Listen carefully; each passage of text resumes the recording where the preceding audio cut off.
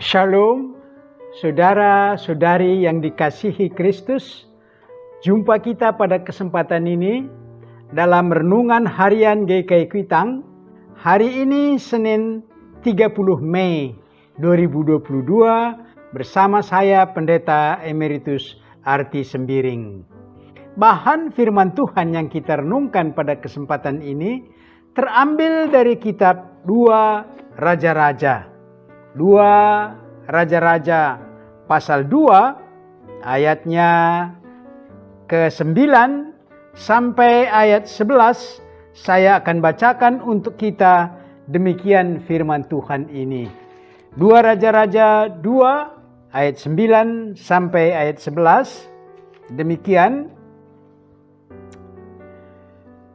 Dan sesudah mereka sampai di seberang, berkatalah Elia kepada Elisa, "Mintalah apa yang hendak kulakukan kepadamu sebelum aku terangkat daripadamu." Jawab Elisa, "Biarlah kiranya aku mendapat 2 bagian dari rohmu." Berkatalah Elia, "Yang kau minta itu adalah sukar. Tetapi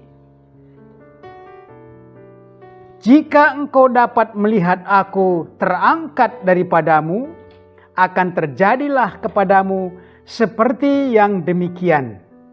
Jika tidak, tidak akan terjadi." Sedang mereka berjalan terus sambil berkata-kata, tiba-tiba datanglah kereta berapi dengan kuda berapi memisahkan keduanya. Lalu naiklah Elia ke sorga dalam angin badai.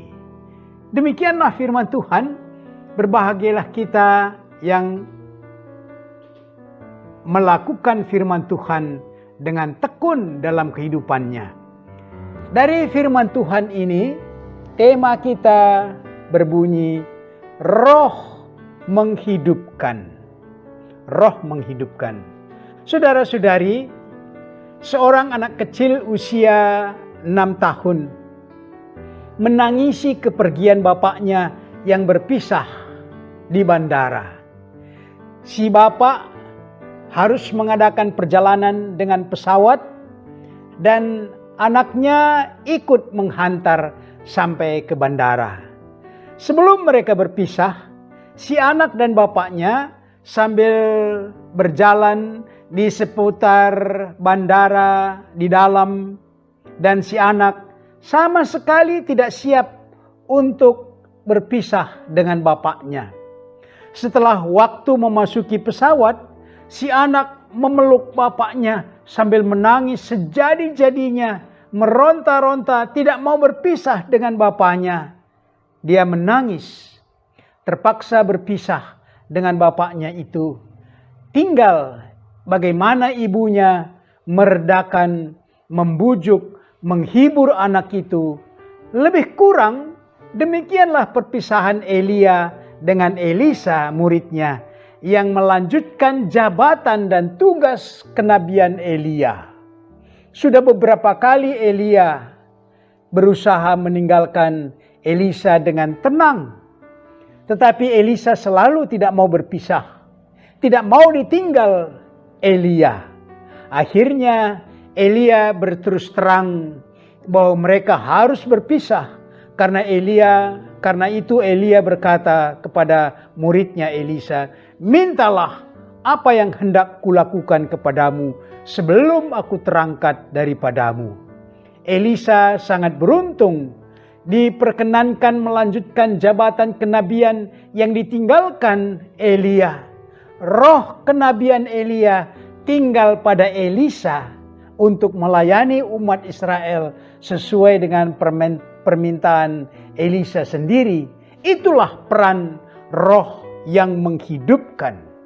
Saudara-saudari, kita sudah merayakan Kristus naik ke sorga, meninggalkan murid dan para pengikutnya. Kebersamaan mereka lebih dari 3 tahun telah membangun hubungan sebagai guru dan murid juga sebagai Bapa dan Anak. Setelah Yesus bangkit dari kematiannya, dia beberapa kali menunjukkan diri kepada murid-muridnya, seolah-olah mereka bukan berpisah. Akan selesaikah kisah Yesus dan muridnya? Akankah pengajaran Yesus menjadi cerita zaman dulu, cerita yang lalu? Akankah mujizat-mujizatnya menjadi mitos atau legenda saja setelah Yesus meninggalkan murid-muridnya? Disinilah peran roh yang menghidupkan. Seperti Elia mempersiapkan Elisa, demikian Yesus mempersiapkan murid-muridnya melanjutkan karya misi keselamatan manusia dan keselamatan dunia.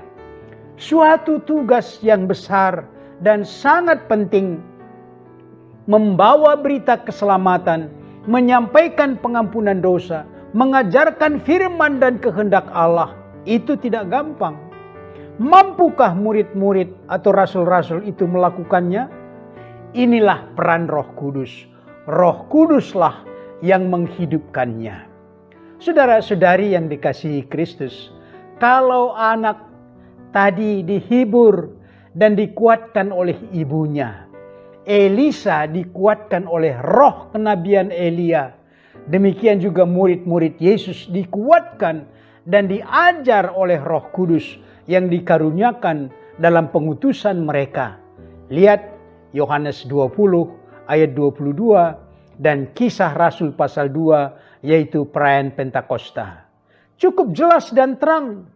Yesus menjanjikan akan mengutus Roh Kudus yang adalah roh penolong, roh penghibur kepada murid-muridnya. Selanjutnya murid-murid akan melanjutkan pengutusan sebagai rasul, menjadi saksi dan pelayan Tuhan dengan menumpangkan tangan sebagai tanda dan lambang pengutusan dan pencurahan Roh Kudus. Pencurahan Roh Kudus dan pengutusan itu kita lakukan dalam tahapan-tahapan tugas dan panggilan setiap murid pengikut Yesus sekarang ini. Seperti baptisan, sidi atau pengakuan percaya, peneguhan pernikahan, peneguhan ke dalam jabatan gerejawi dan seterusnya. Ditumpang tangan. Untuk semua panggilan dan pengutusan ini kita didampingi, disertai oleh Roh Kudus.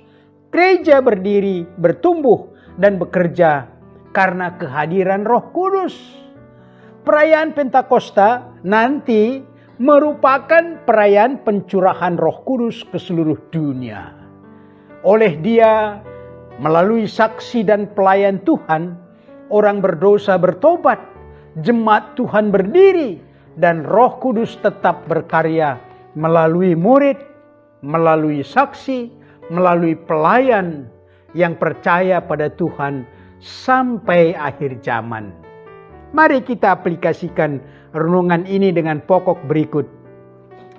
Pertama, apakah berimbang pengenalan Anda tentang karya Kristus dengan pengenalan tentang karya Roh Kudus?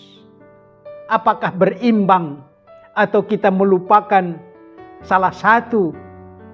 Yang kedua, bila Roh Kudus tidak diutus, apa yang terjadi dengan murid-murid Yesus?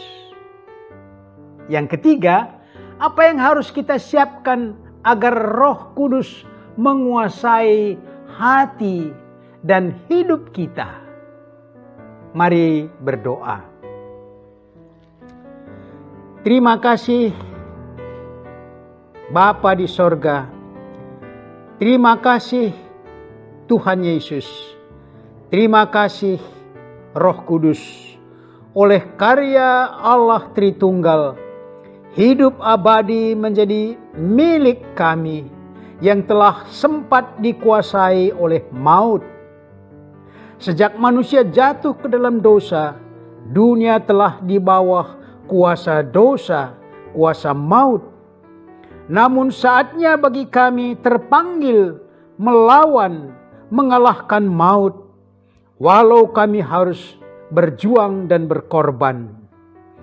Ya Roh Kudus, mampukan kami menjadi laskar Kristus melawan kuasa maut, sehingga kuasa kemenangan menjadi milik kami. Inilah doa kami dalam Tuhan Yesus. Amin.